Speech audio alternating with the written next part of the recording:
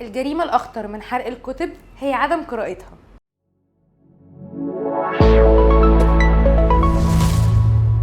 لو بتدور على كتب تغير حياتك وتساعدك في فهم وتطوير نفسك أكتر، يبقى الفيديو ده ليك. النهاردة هنتكلم عن أهم وأقوى 5 كتب في مجال التنمية وعلم النفس تبدأ بيهم رحلتك للتغيير. أول كتاب معانا وهو العادات الذرية لجيمس كلير.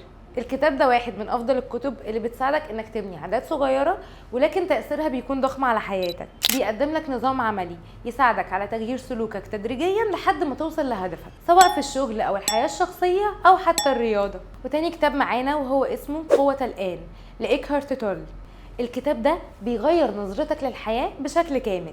إيكهارت تول بيحاول يقنعك ان اللحظة الحالية هي اهم شيء في حياتك، وبيشرح لك ازاي ان التخلص من التفكير الزائد في الماضي او القلق من المستقبل ممكن يحقق لك السلام النفسي.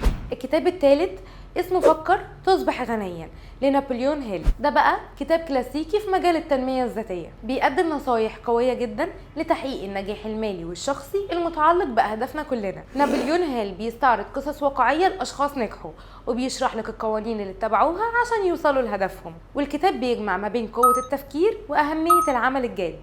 الكتاب الرابع اسمه لا تهتم بصغائر الأمور لريتشارد كارلسون. الكتاب ده بيساعدك على التحكم في مشاعرك اليومية وتقدير اللحظات الصغيرة في الحياة. ريتشارد بيديلك نصايح بسيطة وفعالة عشان تتجنب القلق والتوتر اللي ممكن يأثر على صحتك النفسية والبدنية.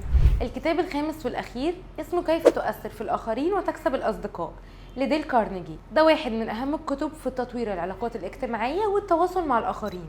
ديل كارنيجي بيشرح لك ازاي تكسب احترام الناس وتبني علاقات ناجحة في حياتك المهنية والشخصية. الكتاب مليان أفكار عملية تقدر تطبقها في حياتك اليومية. قول لنا بقى ايه أكتر كتاب عجبك وناوي تقراه، واستنونا كل جمعة في توب 5.